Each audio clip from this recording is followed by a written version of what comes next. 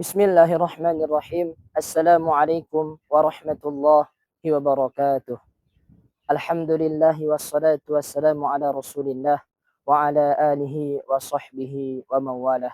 Allahumma salli wa sallim ala Sayyidina Muhammad wa ala ali Sayyidina Muhammad. Amma ba'du.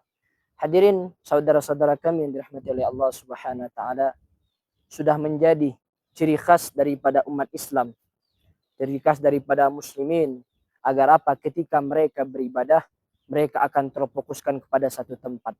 Apabila mereka ingin sholat, mereka akan terfokuskan kepada suatu tempat, yaitu masjid. Maka pada kultum yang singkat ini, bagaimana saya akan membicarakan bagaimana fadilah keutamaan daripada orang-orang yang meramaikan masjid-masjid atau rumah-rumahnya Allah Subhanahu wa taala. Saudara-saudaraku yang dirahmati oleh Allah Subhanahu wa taala, terkadang kita bangga dalam satu hal. Kita contohkan saja, kita mempunyai masjid yang besar.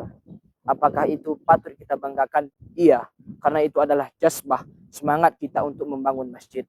Tetapi ada satu yang penting, satu masalah yang sering diabaikan oleh umat Islam. Bagaimana ketika mereka telah membangun sebuah masjid yang besar, mereka malah lepas kendali daripada masjid itu. Ini adalah rumah Allah.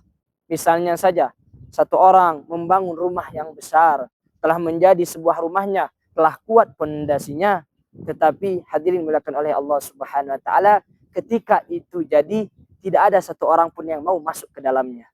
Bagaimana perasaan rumah tersebut?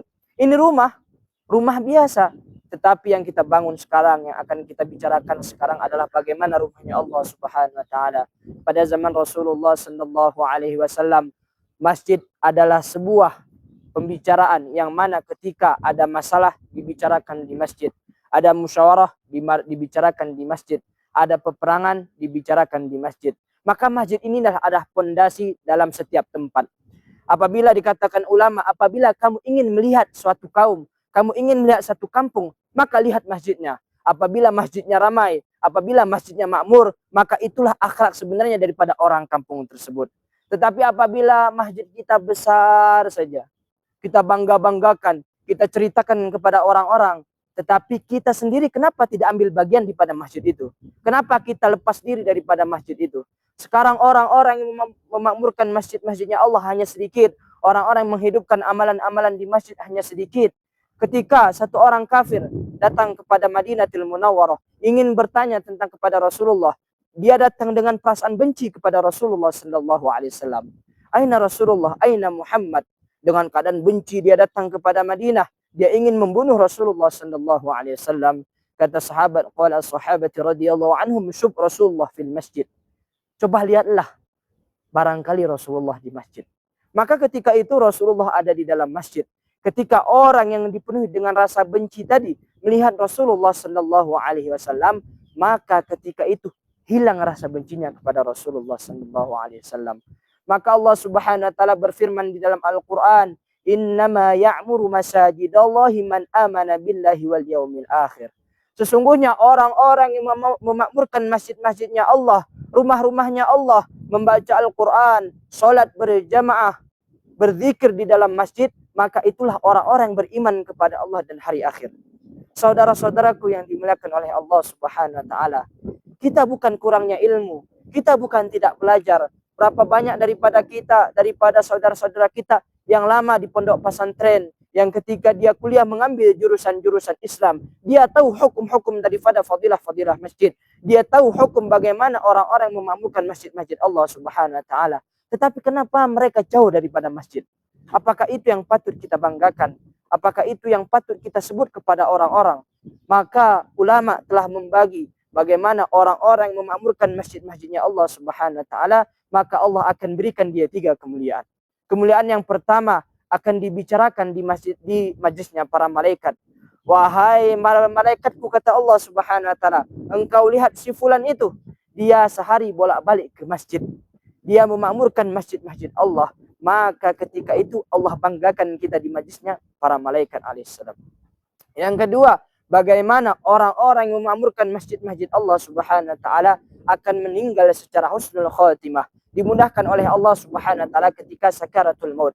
Berapa banyak daripada kita yang ketika sakaratul maut, yang ketika sudah menjelang akhir hayatnya susah untuk mengucapkan kalimat la ilaha illallah Muhammadur Rasulullah.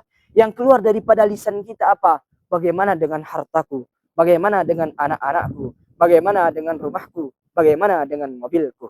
Tetapi mereka lupa mengucapkan kalimat la ilaha illallah Muhammadur Rasulullah.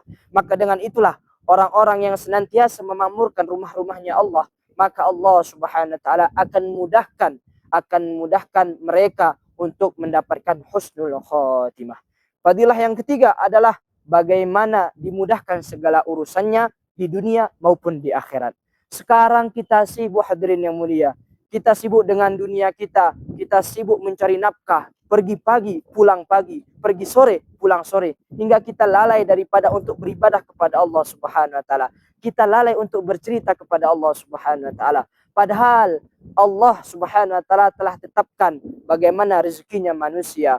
Kita kerja pun daripada pagi sampai pagi. Apabila telah ditetapkan Allah rezeki kamu segini, maka rezeki kita akan tetap segitu, hadirin mulia. Tetapi kita lupa gara-gara pekerjaan kita, gara-gara kesibukan kita. Orang yang berdagang sibuk dengan perdagangannya, orang yang di kantor sibuk dengan kantornya. Bahkan para ustadz, hadirin yang mulia, orang-orang penuntut ilmu sekarang tahu bagaimana fadilah masjid tetapi enggan datang kepada masjid. Kurang apa lagi kita, hadirin yang dimuliakan oleh Allah Subhanahu wa taala. Maka dengan itu apabila orang yang memamurkan masjid-masjid atau rumah-rumahnya Allah, maka fadilah yang ketiga atau keutamaan yang ketiga, Allah Subhanahu wa taala akan mudahkan segala urusannya di dunia maupun di akhirat. Perkara di dunia itu banyak, daripada perdagangan kita, daripada rezeki kita, daripada utang piutang ketika. Memang Allah Subhanahu wa taala tidak langsung tunaikan semuanya. Allah menyuruh kita bersabar, tetapi kita tetap berdoa kepada Allah. Kita kembali kepada masjidnya Allah. Kita sholat 2 rakaat meminta kepada Allah. Agar apa? Agar Allah Subhanahu wa taala memudahkan segala urusan kita di dunia, lebih-lebihnya di akhirat.